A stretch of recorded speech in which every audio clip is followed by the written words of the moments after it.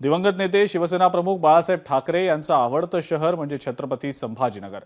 औरंगाबादचं नामकरण करण्याची घोषणा बाळासाहेबांनीच इथं केलेली होती। संभाजीनगरमधील बाळासाहेबांची होणारी सभा त्याकाळी संपूर्ण राज्यासाठी स्फुरण चढवणारी ठरत असे।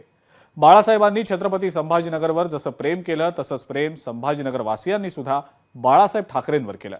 संभाजीनगरची अनेक वर्षांची सत्ता आता भाजपनं शिवसेनेकडून आपल्याकडे खेचून घेतलेली आहे।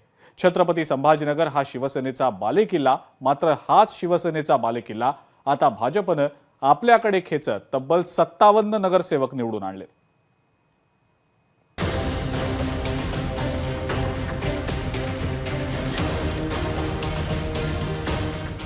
ठाकरेंच्या शिवसेनेचे संस्थान भाजपकडून खालसा। अंतर्गत वादात ठाकरे सेनेला 2 अंकी संख्याही गाठता आली नाही। भाजपला पहिल्यांदाच छत्रपती संभाजीनगरात मोठं यश।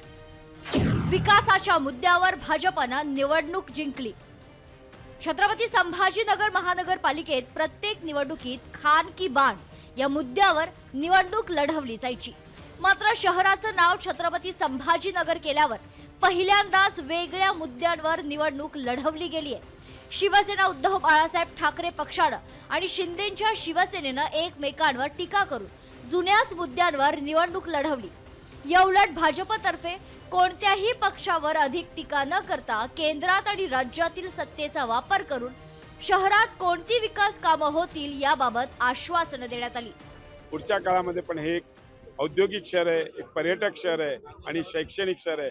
यासाठी या शहराचा विकास करण्याकरता नक्की खात्री आहे की राज्याचे मुख्यमंत्री देवेंद्र फडणवीस साहेबांच्या नेतृत्वात आणि केंद्रात माननीय नरेंद्र मोदी साहेबांच्या नेतृत्वात आम्ही हे शहर विकसित शहर करू। आणि म्हणून मी या छत्रपती संभाजीनगरच्या सर्व जनतेचा खूप खूप आभार मानतो। छत्रपती संभाजीनगरमध्ये खासदार, आमदार, महापौर देखील शिवसेनेचाच असायचा। मात्र नंतर एमआयएम पक्षानं छत्रपती संभाजीनगरमध्ये सुरुवात केल्यानंतर शिवसेनेच्या बालेकिल्ल्यात चित्र बदलायला लागलं। 2 शिवसेना झाल्या, याचाच फायदा एमआयएम पक्षाला आणि भाजपला झाला। शिवसेनेच्या बालेकिल्ल्यात भाजपचे 57 नगरसेवक निवडून आले, तर एमआयएम पक्षाचे 33 नगरसेवक निवडून आले। नंबर 1 ला असणारा शिवसेना पक्ष नंबर 3 आणि 4 वर गेलाय। म्हणजेच शिवसेनेचा बालेकिल्ला भाजपनं खालसा केलाय। अर्थात ही आमची जबाबदारी वाढलेली आहे आणि हे सर्व यशाचं श्रेय टोटल मी मतदार आणि आमच्या राज्याचे मुख्यमंत्री माननीय देवेंद्रजी फडणवीस साहेब असतील, प्रदेशाध्यक्ष रवींद्र चव्हाण साहेब असतील आणि प्रभारी बावनकुळे साहेब असतील यांच्या नेतृत्वामध्ये, यांच्या मार्गदर्शनाखाली आम्ही लढाई लढलो आणि आम्ही जिंकलो।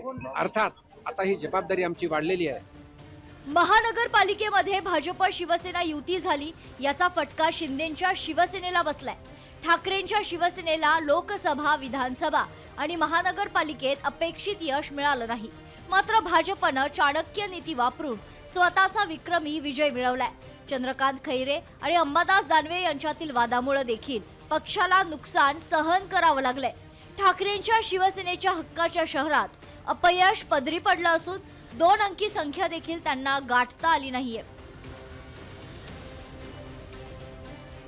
या बालेकिल्ल्यावर आता भाजपनं हक्क सांगितलाय आणि याच शिवसेनेच्या बालेकिल्ल्यामध्ये महापौर भाजपचाच बनणार आहे। त्यामुळे या बालेकिल्ल्यामध्ये काही दिवसांपूर्वी शिवसेनेचा भगवा होता, तर दुसरीकडे आता या ठिकाणी भाजपनं बाजी मारून आम्ही मोठे भाऊ आहोत, 1 नंबरचा पक्ष आहोत हे दाखवण्याचा प्रयत्न या ठिकाणी केलेला आहे। सचिन बडे, लोकशाही मराठी, छत्रपती संभाजीनगर। लोकशाही मराठी, ऐका, पहा, जागरूक रहा।